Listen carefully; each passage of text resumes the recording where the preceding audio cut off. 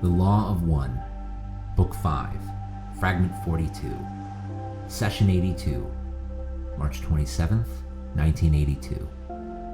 Jim. Ra mentioned a number of times that impatience is one of the most frequent catalysts with which the seeker must work. When a general outline of the path of evolution is seen, it is often too enticing to resist jumping out of one's actual place upon the path and making quickly for the goal. This was the case for me as I queried about the steps of accepting the self which I had discovered in my own seeking. Ra's suggestion to carefully place the foundation of one's house before hanging the roof seems sound. It brings to mind the old saying, "There is never time enough to do a thing right the first time, but there is always time enough to do it over." Note also how any thought and action, when carefully scrutinized, can lead one to the basic distortions or lessons that one is working on. Thus, any portion of the life experience can be seen as a holographic miniature of the entire incarnational plan for an entity, as layer upon layer of meaning is discovered behind the smallest surface of things. As we discovered in Book 4, this is not because the events in our world are naturally filled with layers of meaning, though this is also true, but because we subconsciously color the events in our lives in the way that we have pre-incarnatively decided will provide us with the opportunities to learn what we wish to learn. That's why different people see the same catalyst in different ways, often wildly varying. As we work with these colorations, distortions, reactions in a conscious manner, we begin to accept ourselves for having them because we begin to see the purpose behind them. This acceptance draws to us the balancing attitudes for our distortion so that our viewpoint expands and we are able to accept and love another part of the Creator which was previously not accepted and loved. Love, then, is the potential product of any distortion. Carla. The course of spiritual seeking is often unclear, and seekers are always looking hopefully for some single point of clarity to hold against the universe's yardstick. Certainly, the remembrance of love itself suffices in this wise, but this remembrance comes slowly when we are caught up in our reactions. We each have these hooks that catch us up, and there is some time that passes before we are reoriented. We wish we were more alert, but we are not always attentive, no matter how abreast of things we hope to be. I like Ra's insistence that we continue to catch ourselves in the act, rather than swinging around in a supposed shortcut that keeps us from seeing into the why we got caught. It is a real breakthrough for me every time I see myself getting caught.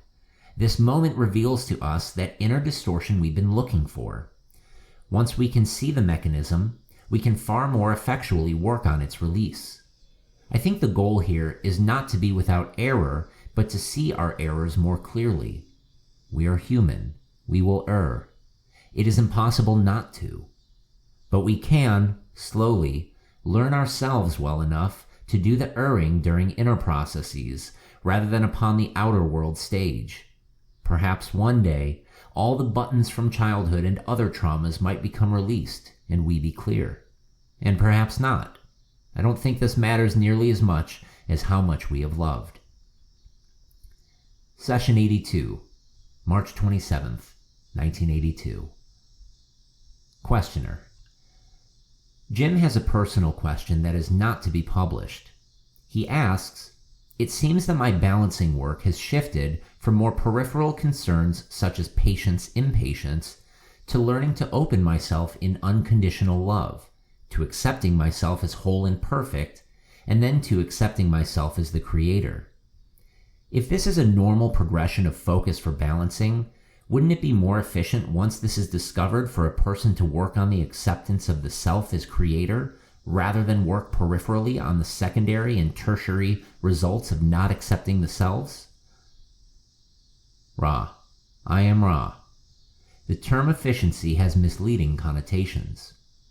In the context of doing work in the disciplines of the personality, in order to be of more full efficiency in the central acceptance of the self, it is first quite necessary to know the distortions of the self which the entity is accepting. Each thought and action needs must then be scrutinized for the precise foundation of the distortions of any reactions. This process shall lead to the more central task of acceptance.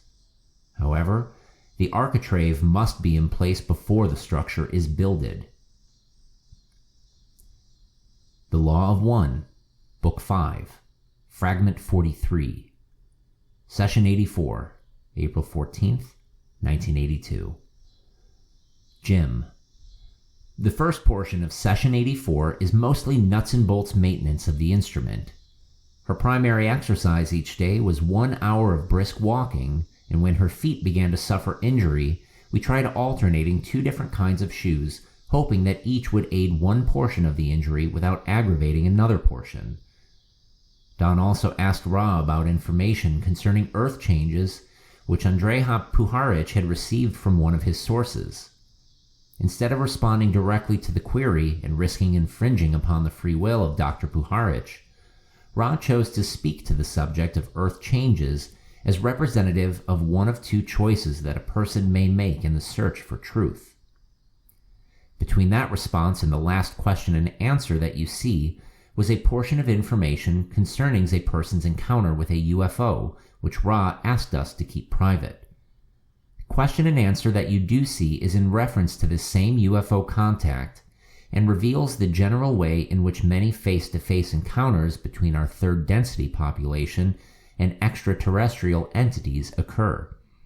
What is actually remembered by the third density entity is a product of its expectations and what its subconscious mind fashions as an acceptable story that will allow the entity to continue functioning without losing its mental balance.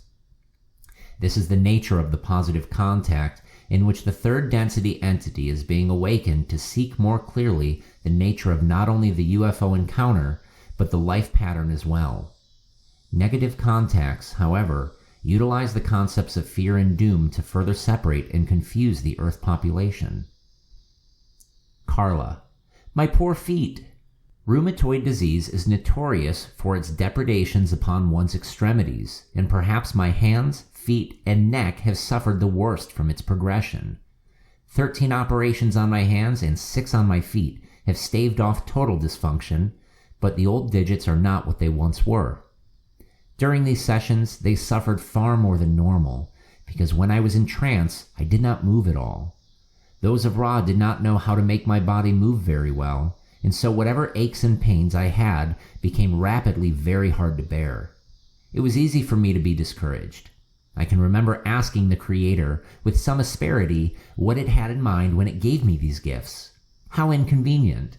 Especially in terms of this contact, which we all knew was special. I tended to feel that I had let down the side by these sore joints taking time away from the sessions in length. Feeling unworthy in the first place, I felt sheepish that I was, by these distortions, lessening the content of each working. At this latter day, however, I have ceased to rail against whatever comes my way. I'm just glad to be here. And if I can still channel, fine. But I think all of us have one main job, and that is just to be who we are, living in an open-hearted love of the Creator and His creation. Ra's zinger of an answer to Puharich's question about coming Earth changes is worth pondering in depth. The answer concerning the person's remembrance of a close encounter of the third kind being on board a craft is also pithy. We really have a great deal to do with how we experience events of an archetypal nature, and this bleeds through into the everyday. So much of what we receive from the world is set by what we give to it. Ra's comments are provocative in suggesting how we can view that ineffable thing called sanity. Session 84, April 14th, 1982. Questioner. What disease in particular were you speaking of, and what would be its cause? Ra. I am Ra. One disease, as you call this distortion, is that of the arthritis and the lupus erythematosus. The cause of this complex of distortions is, at base, pre-incarnative. We refrain from determining the other distortion potential at this space-time due to our desire to maintain the free will of this group. Affirmations may yet cause this difficulty to resolve itself. Therefore, we simply encourage the general care with the diet with the instructions about allergy, as you call this quite complex distortion of the mind and body complexes. Questioner: could you make any suggestions about the instrument's feet or how they got in the bad shape that they are in, and if alternating the shoes would help? Ra: I am Ra. The distortion referred to above, that is, the complex of juvenile rheumatoid arthritis and lupus erythematosus, acts in such a way as to cause various portions of the body complex to become distorted in the way in which the instrument's pedal appendages are now distorted. We may suggest care in resumption of the exercise, but determination as well. The alternation of footwear shall prove efficacious. The undergarment for the feet, which you call the anklet, should be of a softer and finer material than is now being used, and should, if possible, conform more to the outline of those appendages upon which it is placed. This should provide a more efficient aid to the cushioning of these appendages. We may further suggest that the same immersion in the waters which is helpful to the general distortion is, in general, helpful to this specific distortion as well. However, the injury which has been sustained in the metatarsal region of the right pedal appendage should be further treated for some period of your space-time by the prudent application of the ice to the arch of the right foot for brief periods, followed always by immersion in the warm water. Questioner: I am sure that we are getting into a problem area with the first distortion here, with a difficulty with a bit of transient material, but I have questions from a couple of people that I would like to ask. The first one especially is of no lasting value. Andreja Puharic asks about the coming physical changes, specifically this summer. Is there anything that we could relay to him about that? Ra: I am Ra. We may confirm the good intention of the source of this entity's puzzles and suggest that it is a grand choice that each may make to, by desire, collect the details of the day, or, by desire, seek the keys to unknowing. Questioner: I can't help but be interested in the fact that this other entity to whom we were previously referring reported being taken on board a craft. Could you tell me something about that? Ra: I am Ra.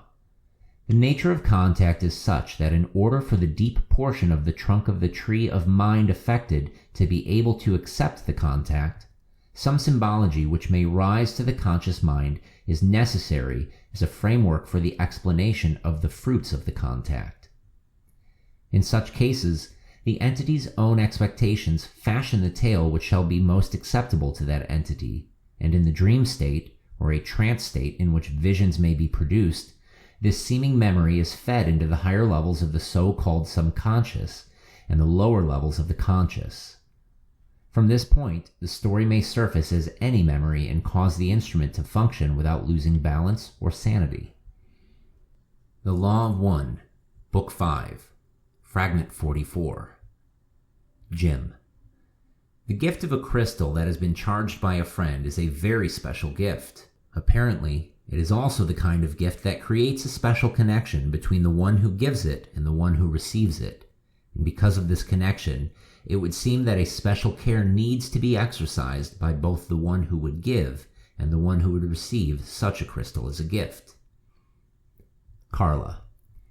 People like myself, who are sensitive to energy flow, often find that they simply cannot ignore certain crystals.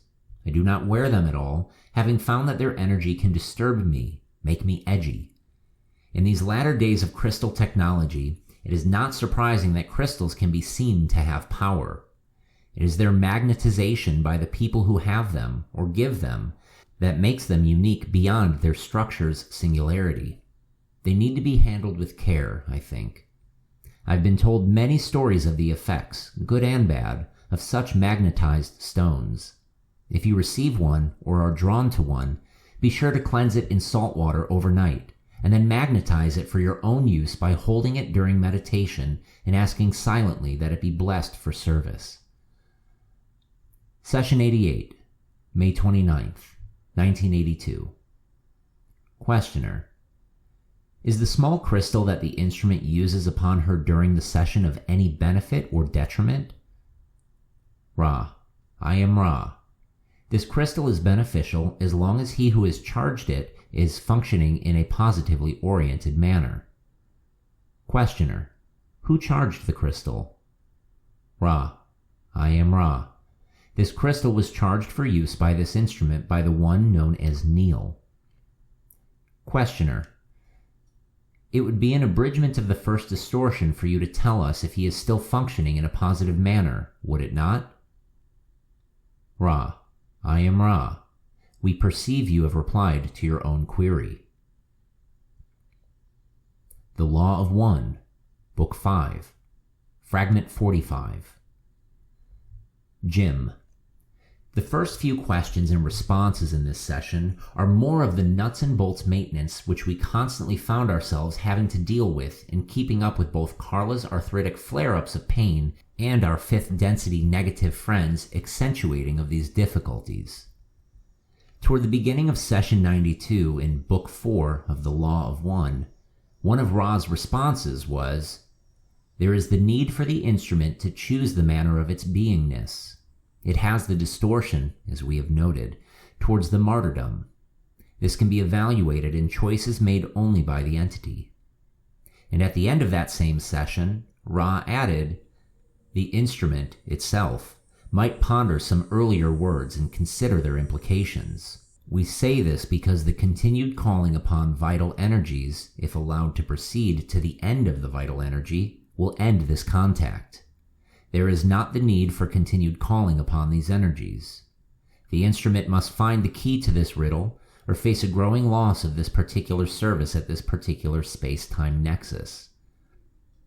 The last part of the personal material from session 94 consists of a query from Carla, upon which she pondered long concerning the riddle which Ra had presented in session 92.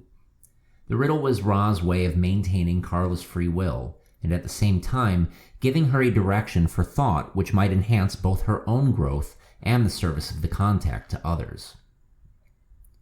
Carla: As time went on, we fiddled around more and more with clothing and such, trying to maximize my comfort and the length of the sessions.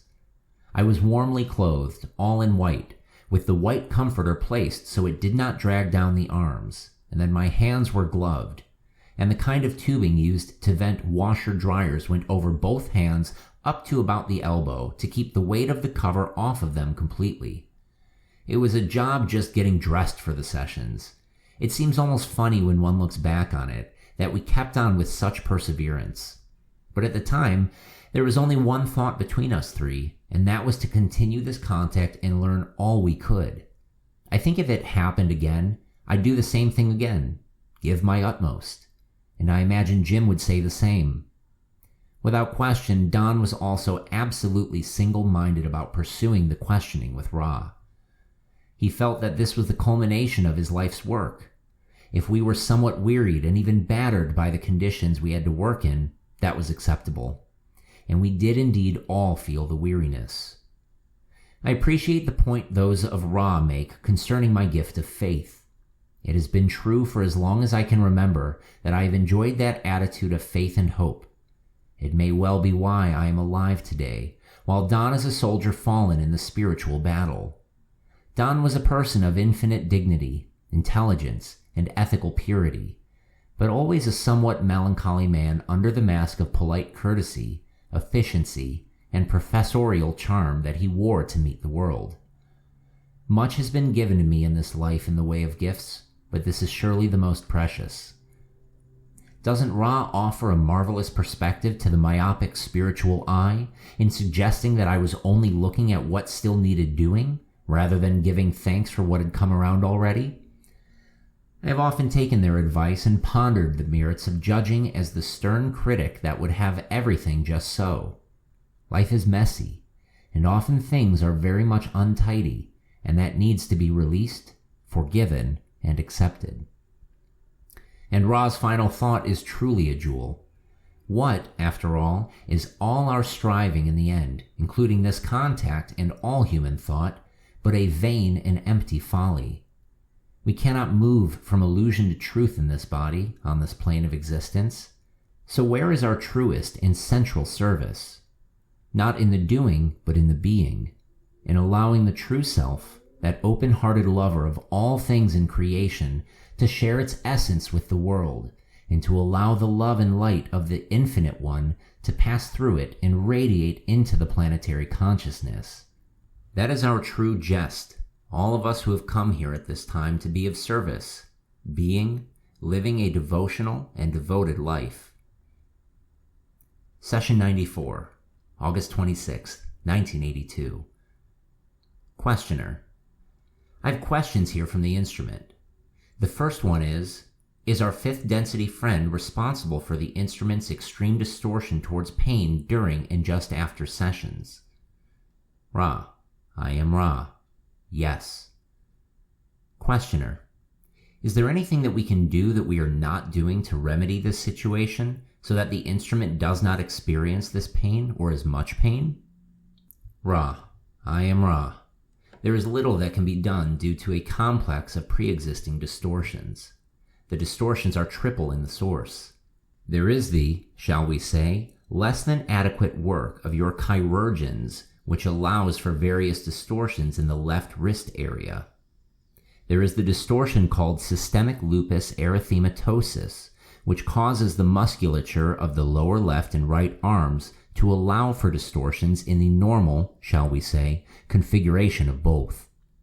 Lastly, there is the nerve damage, more especially to the left, but in both appendages from the thoracic outlet.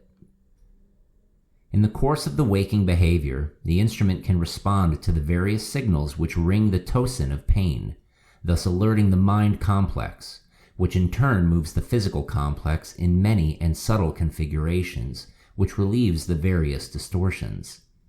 Your friend greets these distortions, as has been stated before, immediately prior to the beginning of the working. However, during the working, the instrument is not with its yellow ray chemical vehicle, and thusly, the many small movements which could most effectively aid in the decrease of these distortions are not possible. Ra must carefully examine the mental configurations of the mind complex in order to make even the grossest manipulation. It is not our skill to use a yellow ray vehicle. The weight of the cover has some deleterious effect upon these distortions in some cases, and thus we mentioned that there was a small thing which could be done, that is, the framing of that which lifted the coverlet from the body slightly. In order to compensate for loss of warmth, the wearing of the material warming the manual appendages would then be indicated. Questioner: I immediately think of the instrument wearing long underwear under the robe that it now wears and an extremely light white cover. Would this be satisfactory? Ra: I am Ra. Due to this instrument's lack of radiant physical energy, the heavier cover is suggested. Questioner: In your statement, at the beginning of it, you said, less than adequate work of, and then there was a word that I didn't understand at all. Are you familiar with the word that I'm trying to understand? StarGazer here. The word that the questioner is referring to is chirurgeon, which is an archaic term for a surgeon. Ra: I am Ra. No. Questioner: Well, then we'll have to wait until we transcribe the material. I assume that our fifth density negative friend doesn't cause these distortions all of the time because he wishes to emphasize the fact that the instrument is going to be distorted only if she attempts one of these service to others workings and, therefore, attempts to stifle the workings. Is this correct? Ra: I am Ra. This is partially correct. The incorrect portion is this. The entity of which you speak has found its puissance less than adequate to mount a continuous assault upon this instrument's physical vehicle, and has, shall we say, chosen the more effective of the space-time nexi of this instrument's experience for its service. Questioner: Could you tell me why I have felt so tired on several recent occasions? Ra: I am Ra. This has been covered in previous material. The contact which you now experience costs a certain amount of the energy which each of the group brought into manifestation in the present incarnation. Although the brunt of this cost falls upon the instrument, It is caparisoned by pre-incarnative design with the light and gladsome armor of faith, and will to a far more conscious extent than most mind-body-spirit complexes are able to enjoy without much training and initiation. Those of the support group also offer the essence of will and faith in service to others, supporting the instrument as it releases itself completely in the service of the one Creator. Therefore, each of the support group also experiences a weariness of the spirit, which is indistinguishable from physical energy deficit, except that if each experiments with this weariness, each shall discover the physical energy in its usual distortion. Questioner: Thank you. I didn't mean to go over previous material. I should have phrased my question more carefully. That is what I expected. I was trying to get a confirmation of my suspicion. I suspected that. I will try to be more careful in questioning.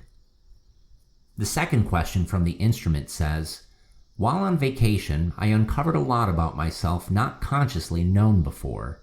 It seems to me that I have coasted a lot on the spiritual gifts given at birth, and never have spent any time getting to know my human self, which seems to be a child, immature and irrational.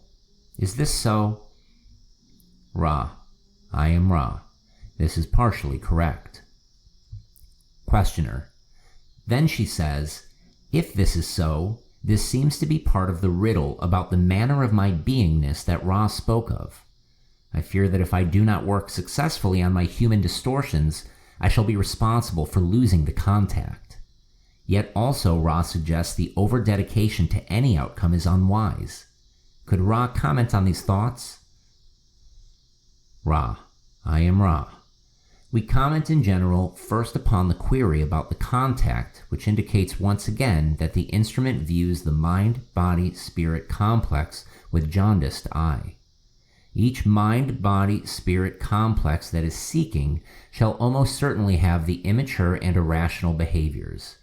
It is also the case that this entity, as well as almost all seekers, has done substantial work within the framework of the incarnative experience, and has indeed developed maturity and rationality. That this instrument should fail to see that which has been accomplished and see only that which remains to be accomplished may well be noted. Indeed, any seeker discovering in itself this complex of mental and mental-emotional distortions shall ponder the possible non-efficacy of judgment. As we approach the second portion of the query, we view the possibility of infringement upon free will. However, we believe that we may make reply within the boundaries of the law of confusion. This particular instrument was not trained, nor did it study, nor worked it at any discipline in order to contact Ra. We were able, as we have said many times, to contact this group using this instrument because of the purity of this instrument's dedication to the service of the one infinite Creator, and also because of the great amount of harmony and acceptance enjoyed each by each within the group. This situation making it possible for the support group to function without significant distortion. We are humble messengers. How can any thought be taken by an instrument as to the will of the Creator? We thank this group that we may speak through it, but the future is mazed. We cannot know whether our jest may, after one final working, be complete. Can the instrument, then, think for a moment that it shall cease in the service of the one infinite Creator? We ask the instrument to ponder these queries and observations.